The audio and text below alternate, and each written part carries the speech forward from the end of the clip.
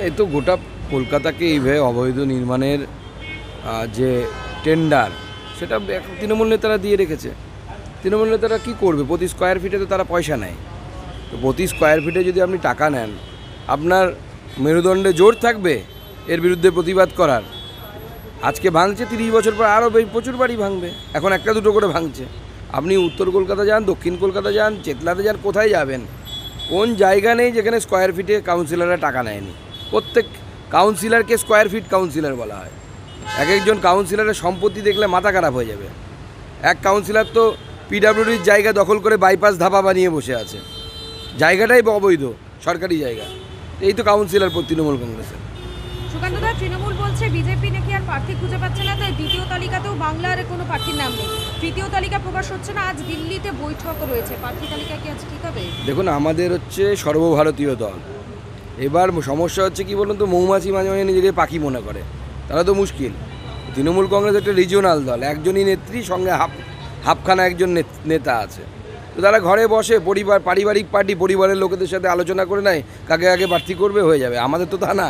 আমাদের রাজ্য থেকে নাম যাবে, কেন্দ্রের টিম আছে তারা বসবে, এবং সব শেষে মাননীয় প্রধানমন্ত্রীর উপস্থিতিতে একটা বৈঠক হয়, যেখানে আপনারা জানেন পার্লামেন্টারি বোর্ড বসে। তো আজকে সব এই সমস্ত কিছু এই প্রসিডিওরের মাধ্যমে আমরা এই এমার্জেন্সি হোক বা যেই হোক, আমরা থ্রু এই প্রসিডিওর আমরা কাজ করি, তার বাইরে কাজ করি না। সুকান্তদা, লোকসভা ভোটের নির্ঘণ্ট প্রকাশ হয়ে গেছে, রাজ্যে কেন্দ্রীয় বাহিনী চলে এসছে, তারপরও সন্দেশখালিতে এখনও উত্তপ্ত রয়েছে সন্দেশখালি। দেখুন, কেন্দ্রীয় বাহিনী এখনও পুরোদমে এসে পৌঁছেয়নি, আরও দ্রুত কেন্দ্রীয় বাহিনী নামানো উচিত। অলরেডি রাজ্যে 3খানা পোস্ট প্রিপোল ভায়োলেন্সের ঘটনা ঘটে গেছে, তার মধ্যে একটি আমার কনস্টিটিউয়েন্সিতে। রাজ্য সভাপতির কনস্টিটিউয়েন্সিও যদি ছাড় না পায়, 7খানা সেলাই পড়েছে। উল্টে যে মার খেয়েছে হসপিটালাইজ, তার বাবাকে পুলিশ অ্যারেস্ট করেছে। এই ধরনের প্রশাসন যদি থাকে, তার কী করার? এরপর তো আমাদের প্রশাসনের সাথে মারামারি করতে হবে, তাছাড়া তো উপায় নেই। ভোটের আগেই যে এই ধরনের হিংসা, কি বলবেন এটা নিয়ে? না, তৃণমূল কংগ্রেস জানে তো জনগণের সমর্থন নেই, ভয় পাইয়ে বিভিন্ন এলাকায় রাত্রিবেলা করে বাইক বাহিনী ঘুরে বেড়াচ্ছে। আমার এলাকাতে আমি বলছি, অন্যগুলো ছেড়েই দিন। তো বাইক বাহিনী দিয়ে ভয় পাওয়ানোর চেষ্টা করছে। মানুষ যেদিন সুযোগ পাবে এদেরকে ধরে এমন ব্যবস্থা করবে, তো সেদিন বুঝতে পারবেন। না, এগুলো সমস্ত বিষয়ে আমরা নির্বাচন কমিশনকে জানাচ্ছি এবং প্রয়োজনে লিখিতভাবে জানাবো।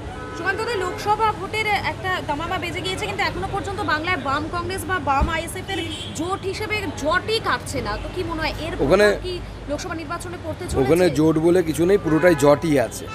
হ্যাঁ, আইএসএফ আর বামপন্থীরা কিভাবে একসাথে আসে আমার তো এটা মাথায় ঢোকে না। যারা মুখে ধর্মহীনতার কথা বলেন, বামপন্থীরা তো ধর্মনিরপেক্ষ বিষয় নয়। বামপন্থী মানে হচ্ছে আপনি ধর্মে বিশ্বাস করবেন না, কমিউনিস্ট মানে। তো সে এখন নওশাদ সিদ্দিকী পীরজাদা যিনি আর কি, অর্থাৎ একটি ধর্মীয় যে ক্ল্যান, সেই ধর্মীয় ক্ল্যানের সদস্য, তাকে নিয়ে পার্টি করার চেষ্টা করছেন, পলিটিক্স করার চেষ্টা করছেন। এ তো হজবরলত থেকে ভয়ঙ্কর জোট। সন্দেশখালীর সংখ্যালঘু মানুষরা বলছেন এতদিন তাদের শুধু ব্যবহারই করা হয়েছিল ভোট ব্যাংক হিসাবে। গোটা পশ্চিমবঙ্গে ব্যবহার হয়, সেই জন্য তো এই অবস্থা। আজকে কজন ডাক্তার সংখ্যালঘু পরিবার থেকে এসছে, কজন ইঞ্জিনিয়ার আসে, তাদেরকে ভোট ব্যাংকের পলিটিক্সে ইউজ করা হয়। আপনাকে ঠিক করতে হবে মানুষ হিসেবে ব্যবহৃত হবেন না ভোটার হিসেবে বিক্রি হবেন। মানুষ হন, ভোটার হতে হবে না। আজকে বৈঠক আছে, বৈঠক আমাদের প্রার্থী যে ঠিক হয় এবং অন্যান্য যে নির্বাচন সংক্রান্ত বিষয় আছে সেই নিয়ে বৈঠক আছে, করে আবার ফিরে আসবো, আমি নিজের এলাকায় চলে যাবো। মালদা উত্তরে তৃণমূল প্রার্থী প্রসূন বন্দ্যোপাধ্যায় তিনি বলছেন কেন্দ্রীয় বাহিনী যতই দাপাদাপি করুক তিনি আছেন, তিনি সব কিছু বুঝে নেবেন। না, ওনার সামনে একটু বিশেষণ যোগ করা উচিত। উত্তর মালদার রঙিন তৃণমূল প্রার্থী, ওনার রঙিন শব্দটা খুব গুরুত্বপূর্ণ, কোট আনকোটের মধ্যে রাখবেন, খোঁজ নিয়ে নেবেন, তাহলে প্রসূন ব্যানার্জি সম্পর্কে জানতে পারবেন। বিষয় হচ্ছে উনি মাঝখানে পুলিশ কর্তা ছিলেন, আইপিএস বলেন নিজেকে, প্রমোটেড আইপিএস বলা উচিত।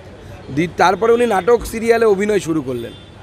এখন ওই অভিনয়ের জগৎ থেকে বেরোতে পারছেন, ভাবছেন এখনও বুঝি নাটকের হিরো আছেন। সেন্ট্রাল বাহিনীর সামনে হিরোগিরি করতে গেলে সেন্ট্রাল বাহিনী ওনাকেও বুঝিয়ে দেবে। সুকান্তদা, কমিশনের কড়া নির্দেশিকা, কিন্তু তারপরে দেখা গেল যখনই প্রচার শুরু হচ্ছে হুমকি, ব্যক্তি আক্রমণ, নির্বাচনী আচরণবিধি ভঙ্গের একটা অভিযোগ উঠেই আসছে।